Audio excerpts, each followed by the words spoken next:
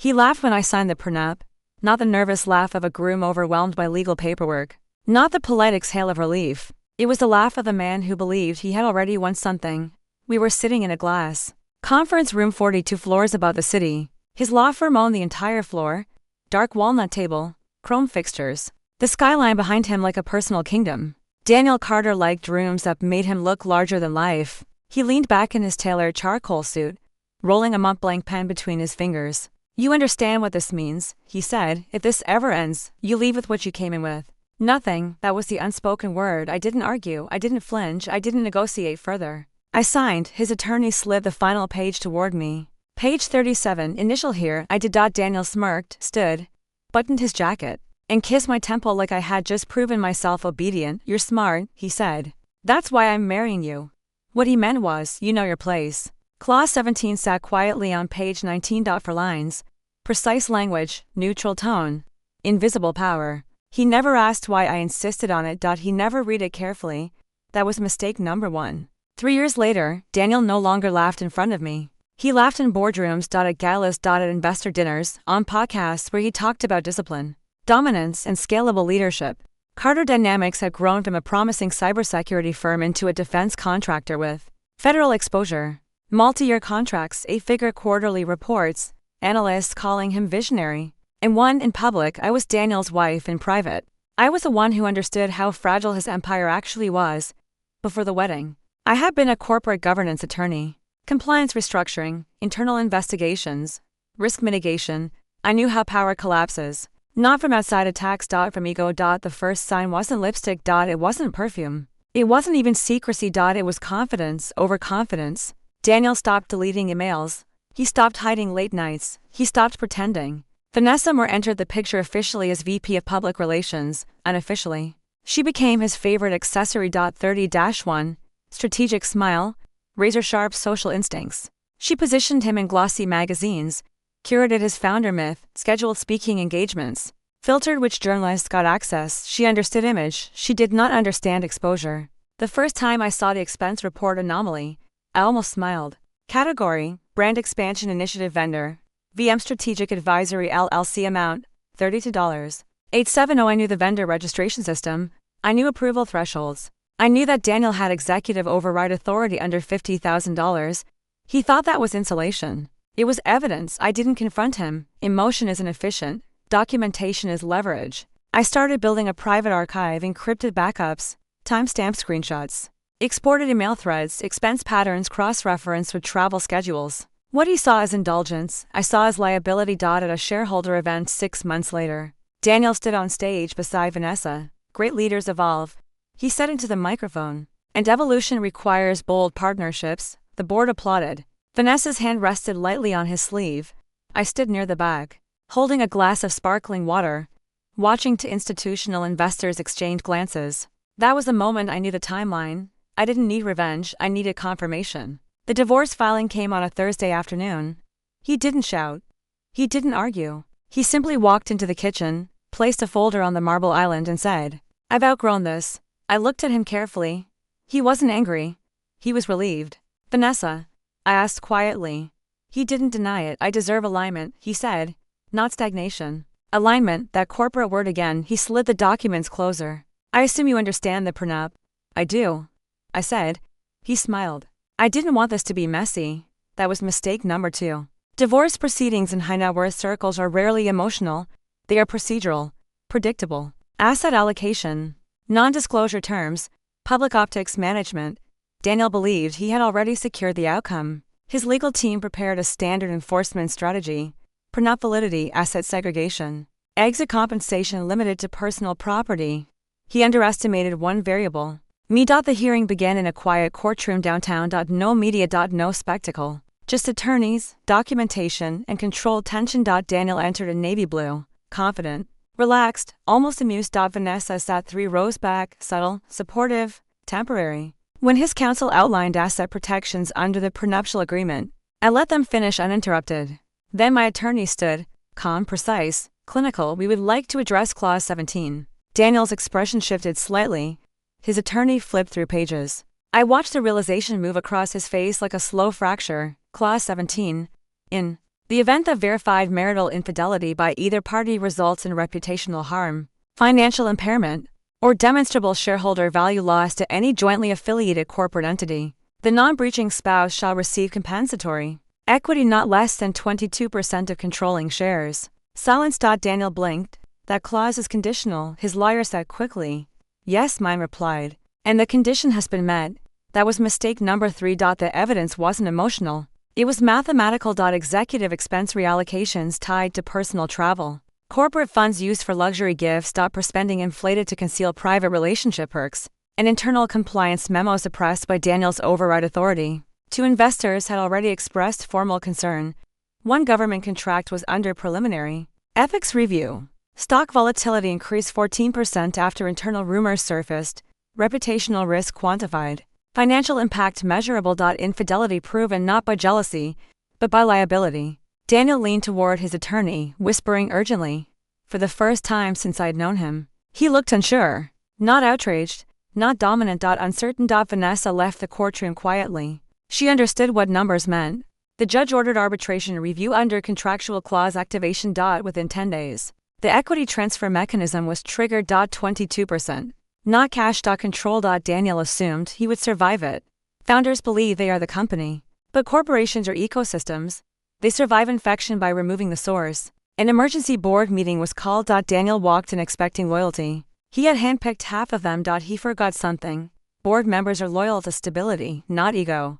I entered as a shareholder, not a wife. My 22% combined with 2 institutional funds who were tired of volatility gave us decisive influence. A vote was called. CEO confidence resolution. Daniel lost by 1 vote. Mine. He stared at me across the table as security waited by the door.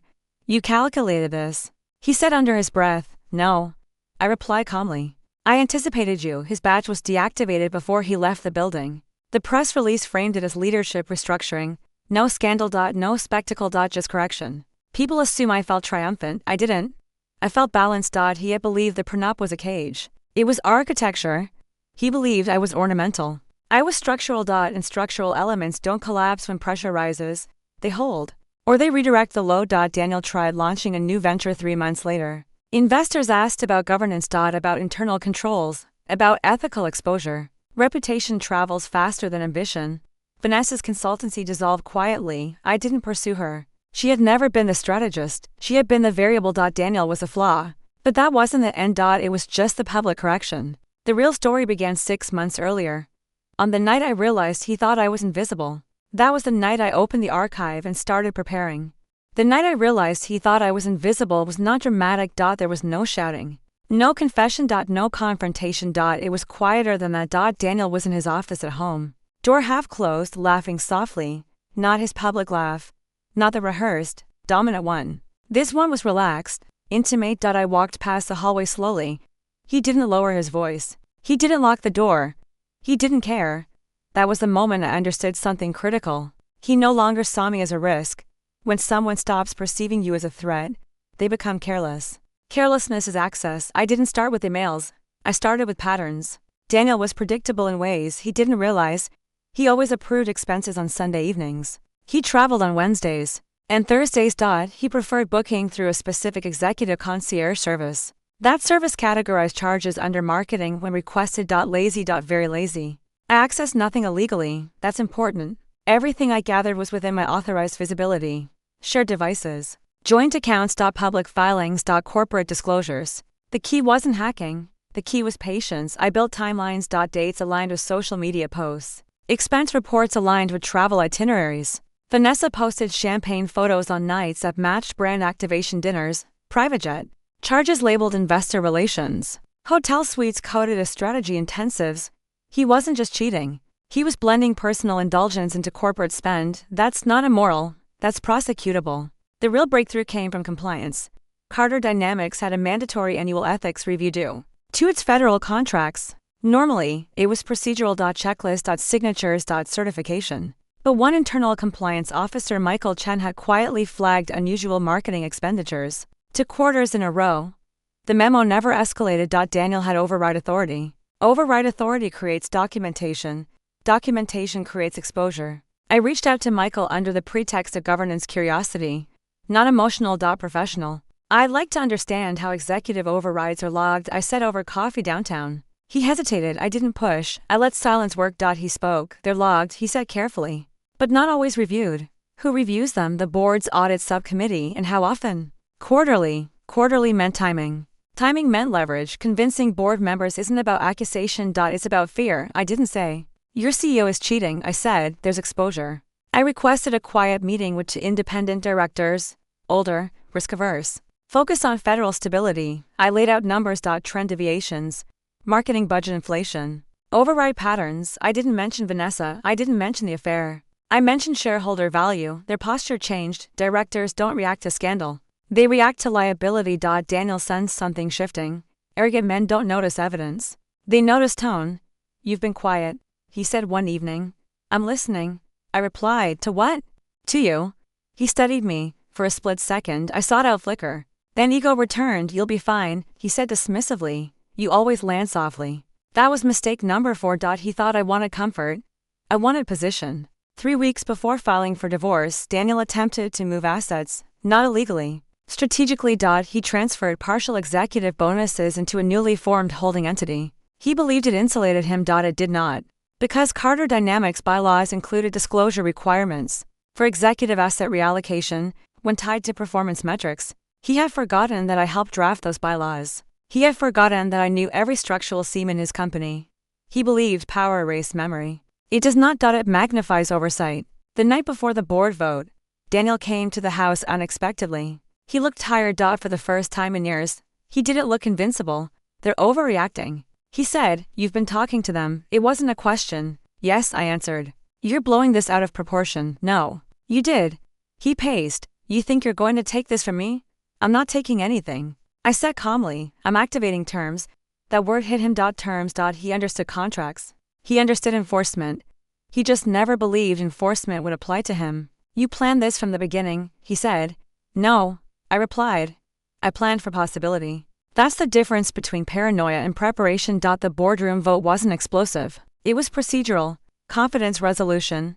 Review of executive conduct. Risk mitigation. Daniel tried to frame it as a temporary reputational misunderstanding. But investors had already contacted legal counsel. Federal partners had requested clarification. The market hates ambiguity, and Daniel had created too much of it. When my vote was cast, the room didn't react. But the shift was seismic. Founders rarely lose power in dramatic ways. They lose it in quiet rooms, under fluorescent lighting. Through paperwork after he was removed, Daniel called me twice. I didn't answer the first time. The second time I did. You destroyed everything, he said. No, I corrected. You leveraged everything poorly. Silence. I loved you, he added. That one almost landed. Almost. But love without respect is possession. And possession collapses under scrutiny. You loved control, I said gently. You just confused it with love. He hung up. 6 months later. Carter Dynamics stabilized. New CEO. Conservative strategy. Transparent compliance review. Stock rebounded. Government contracts renewed. The board invited me to join the governance committee. I declined. I didn't need visibility. I needed equilibrium. Daniel's startup pitch deck circulated quietly among venture circles. Brilliant concept, weak governance track record. Investors remember patterns. They don't forget exposure. Vanessa relocated to Miami. Her consultancy Instagram account rebranded twice. Reputation erosion doesn't trend publicly. It dissolves slowly, like credibility. People still ask if I regret signing the prenup.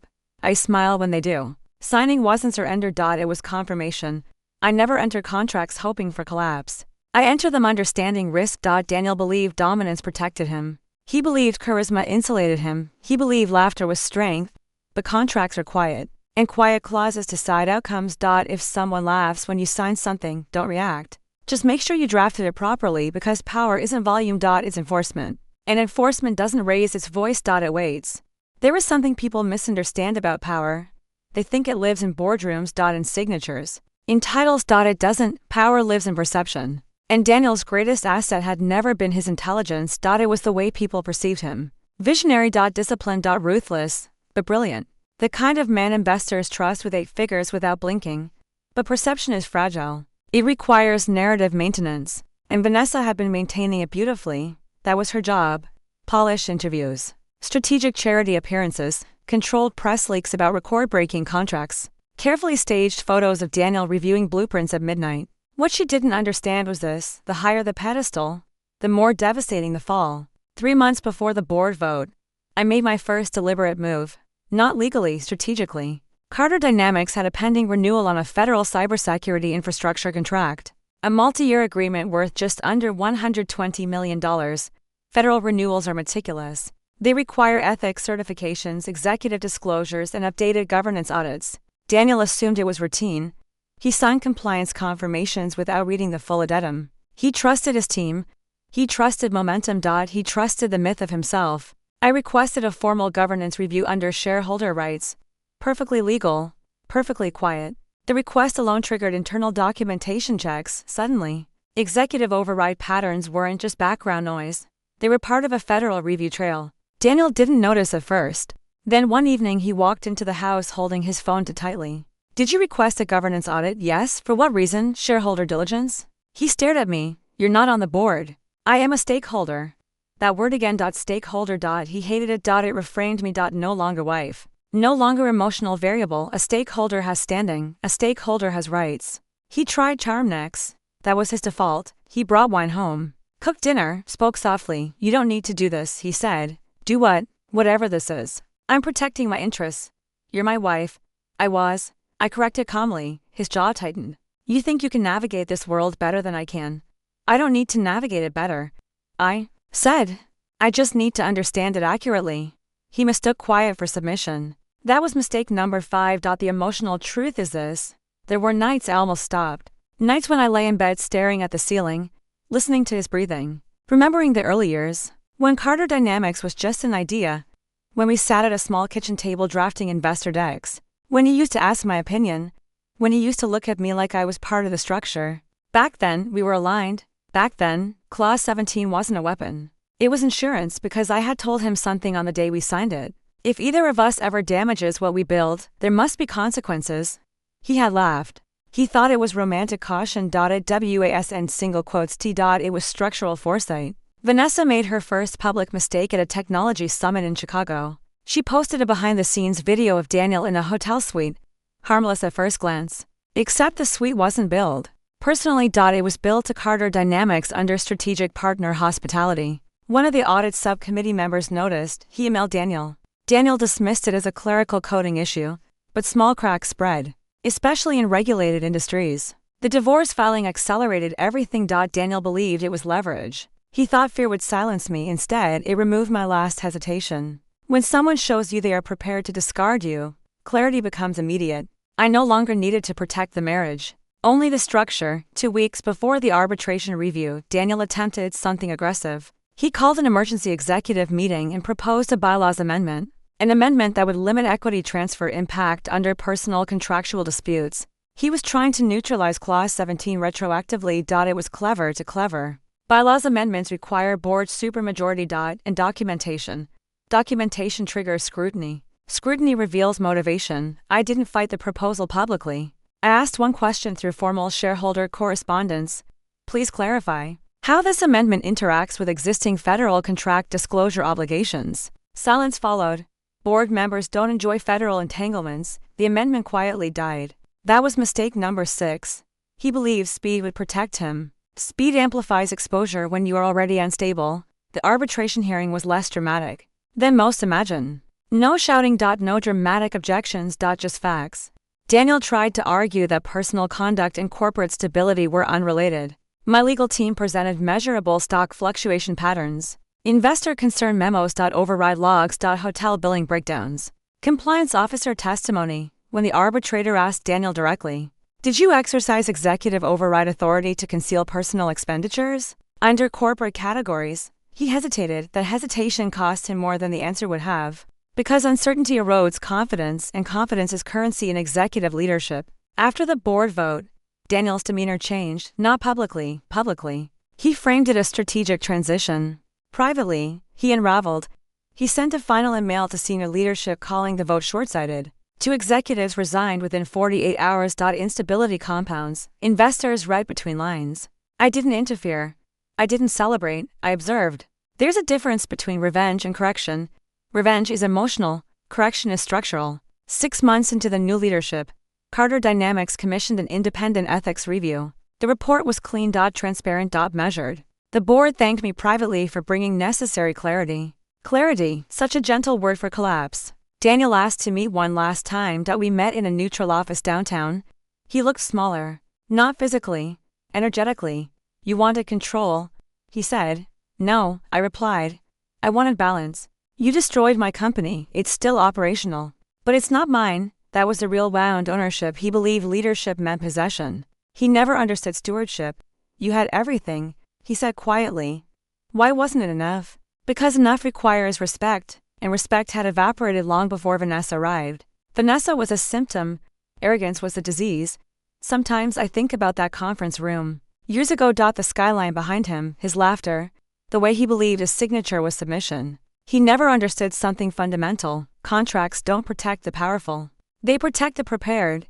Clause 17 wasn't written for paranoia. It was written for inevitability. Because I had seen men like Daniel before. Brilliant. Ambitious. Convinced they were immune to consequence. And I knew one truth from years in corporate law. No one is immune to documentation. There's a misconception that strength must look aggressive. It doesn't. Strength can look like silence, like patience. Like a woman signing a document calmly while being underestimated.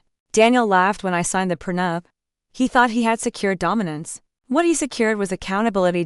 And accountability always collects. Quietly. Systematically. Without raising its voice. There was one detail Daniel never questioned. Why I insisted the prenup be drafted by my firm first. He assumed it was symbolic. A gesture of equality. It wasn't. It was architecture. The original draft had 20 clauses. The final version had 20-7. He only negotiated 3. He celebrated winning those 3. Men like Daniel always focus on what they visibly dominate. They ignore what they don't understand. Clause 17 wasn't the only protection. It was just the visible detonator after the board vote. When Daniel lost the CEO position, most people thought the story ended there. It didn't. Removing him was the external correction. Now came the internal stabilization. Because here's something nobody talks about. When you remove a founder, the company enters shock. Employees panic. Middle management freezes. Investors become cautious. And competitors circle like sharks. I wasn't interested in revenge chaos. I was interested in control. Continuity. The interim CEO, Martin Hayes, requested a private meeting. Why didn't you just liquidate your equity? He asked. Because destruction isn't efficient, I replied. He studied me carefully. You're not doing this for money, no. For what then? For precedent. He didn't understand at first. Precedent means this. No executive at Carter Dynamics would ever again believe they were untouchable. Culture shifts through consequences. Daniel didn't disappear quietly. He started whisper campaigns. He told former colleagues I had orchestrated a corporate coup. He implied emotional instability. He hinted at manipulation. Classic repositioning attempt. There's a predictable pattern when power collapses. Step 1, denial. Step 2, blame. Step 3, narrative rewriting was in step 2. But he underestimated something critical. Documentation outlives rumors. I didn't respond publicly. I didn't defend myself. I let the official board minutes speak. Audit reports speak. Federal contract renewal speak. When the government contract was renewed under new leadership, Daniel's narrative collapsed naturally. Markets prefer stability over drama. 3 months after his removal, a forensic audit uncovered something Daniel had forgotten. Not fraud, not embezzlement. Worse. Negligence. Repeated override authorizations without secondary review. It wasn't criminal, but it was reckless. That word entered board documentation. Reckless. Investors avoid reckless leadership. Recklessness is uninsurable. The final psychological confrontation happened unexpectedly. Daniel showed up at my office, unannounced. Not angry, not broken, desperate. You could have warned me, he said. I did. When you stopped listening. Silence. He paced the room. You think you're better than me? No, I said calmly. I think I prepared differently. His voice dropped. I trusted you, and I trusted you not to weaponize arrogance. He laughed once. But it wasn't the old laugh. It was hollow. You planned every step. No, I replied. I responded to every step. There's a difference. Planning implies intent to destroy. Responding implies refusal to be destroyed. What Daniel never understood is that I never wanted his position. I wanted parity. Respect. Structural equality. Clause 17 wasn't written out of suspicion. It was written out of realism. I had worked corporate law long enough to know that power magnifies Temptation. And temptation magnifies ego. Ego magnifies collapse. It's non-emotional. It's mathematical. A year later. Carter. Dynamics announce record profits. Conservative leadership. No flashy no ego-driven interviews. Stable growth. The company didn't need charisma. It needed discipline. Martin once told me quietly over coffee. He built it fast. You saved it slow. That's the difference between ambition and governance. Ambition accelerates. Governance sustains. Daniel's startup failed. 18 months later. Not publicly. Quietly. Funding round stalled. Due diligence committees flagged prior governance instability. That phrase followed him everywhere. Governance instability. He called me once more. After that, you ruined my credibility. No, I said. You revealed it. Long silence. I thought you loved me. I did, I answered honestly. Then why? Because love without accountability becomes permission. He had no response to that. 2 years later, I walked past the same law firm building where we signed the prenup. 42 floors above the city. I remembered the skyline behind him, the confidence, the laugh. The assumption of immunity. And I realized something simple. The prenup never destroyed him. His certainty did. He believed he was negotiating from strength. But strength without foresight is temporary. He believed marriage was emotional leverage. I treated it like structural partnership. He thought clause 17 was decoration. It was design. There's a moment no one sees after the board vote. After the arbitration, after the silence, I sat alone in my office. No cameras. No applause. No celebration. Just stillness. And for the first time in months, I allowed myself to feel something close to grief. Not for Daniel, for what we could have been. For the early nights drafting ideas, for the shared ambition, for the version of him that once respected me. Power doesn't just expose weakness. It corrodes character when left unchecked. And sometimes the hardest truth isn't that someone betrayed you. It's that they became someone you no longer recognize. People assume my story is about revenge. It isn't. It's about boundaries, about understanding contracts not as weapons but as mirrors. They reflect who people are under pressure. Daniel laughed when I signed the prenup because he believed paper protected him. What protects you isn't paper. It's discipline. It's humility. It's restraint when power tempts you to overreach. Clause 17 didn't ruin him. It's simply enforced consequences. And consequences, unlike ego, don't care who you think you are. They care what you did.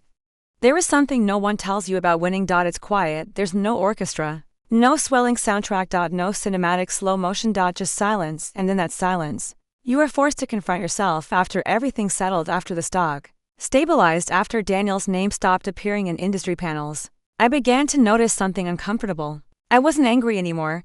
And without anger, you are left with truth. The truth was this: Daniel didn't collapse because of Vanessa. He didn't collapse because of clause 17. He collapsed because he began to believe he was untouchable.